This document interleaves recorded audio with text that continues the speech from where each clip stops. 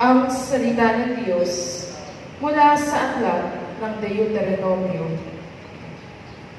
Sinabi ni Moises sa bayan, ang mga unang bungang inyong iaalay ay kukunin ng saserdote at ilalagay sa harap ng altar. Pagkatapos ay saysayin ninyo ito sa harapan ng Panginoon. Isang pag-alagalang Arameo ang aming ninuno. Maliit ang kanyang sambahayan nang magpunta sila sa Ehipto upang doon makipamayan. Ngunit dumating ang panahon na ang kanya'y naging malaki at makapangyarihang bansa.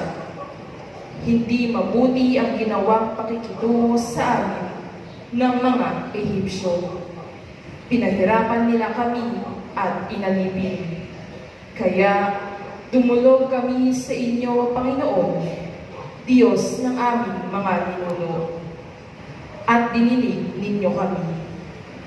Nakita ninyo ang aming pagdurusa, ang kahirapan at kaapihang dinaranas.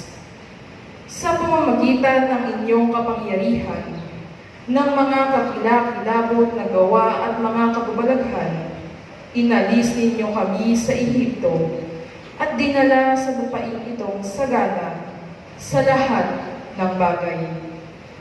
Kaya, narito ngayon, Panginoon, ang unang bunga ng aming mga pananim sa lupain ibinigay mo sa amin.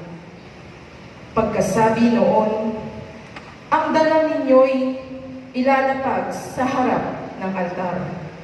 Saka kayo luluhod upang sambahin ang Panginoon. Ang salita ng Diyos. Salamat sa Diyos.